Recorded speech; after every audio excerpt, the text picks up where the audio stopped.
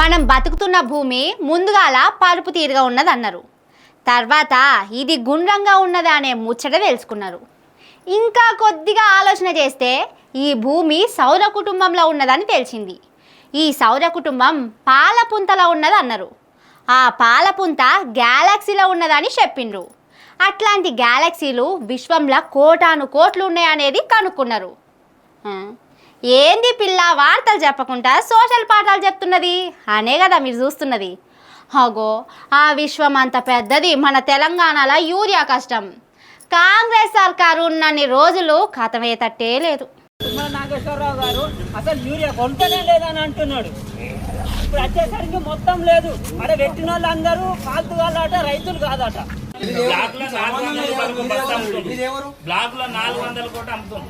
Black లో అమ్ముతుంది. మళ్ళీ black లో ఎట్లా పోతుంది? బ్లాక్ లో 400 రూపాయల కోట ఎట్లా అమ్ముతుంది? మళ్ళీ సొసైటీకి వచ్చే మన జిల్లా హెడ్క్వార్టర్కి ఎంత? మాకు ఇయ్యల్లా బేస్తారము మళ్ళా బేస్తారం వరకల యూరియా అనేది కొరత ఏడా ఉండకుండా చూడు ఉన్నది అనుకో.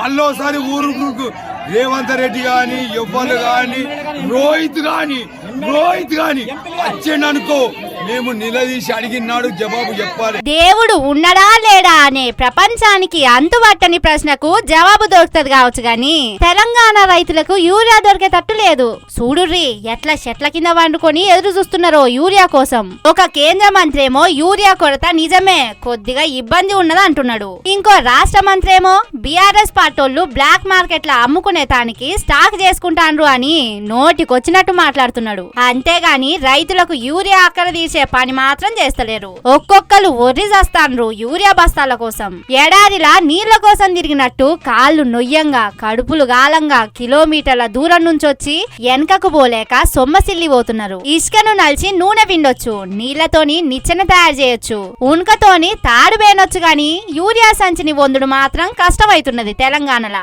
రైతులు ఇంత తిప్పల పడుతుంటే వ్యవసాయ మంత్రి ఏం చేయాలి? ఢిల్లీకి పోయి సరిపోను యూరియా సప్లై అయ్యేటట్టు చేయాలి గాని మైకు ముంగట తేరగా కూసోని ధర్నాలు చేసేటోళ్లు అసలు రైతులే కాదని సిగ్గిడిసి అంటున్నాడు. కాంగ్రెస్ పార్టీ ఉన్నన్ని రోజులు ఈ యూరియా కష్టాలు తప్పేటట్టు లేవు, ఎట్లరో దేవుడా అని నెత్తి నోరు కొట్టుకుంటున్నారట రైతన్నలు.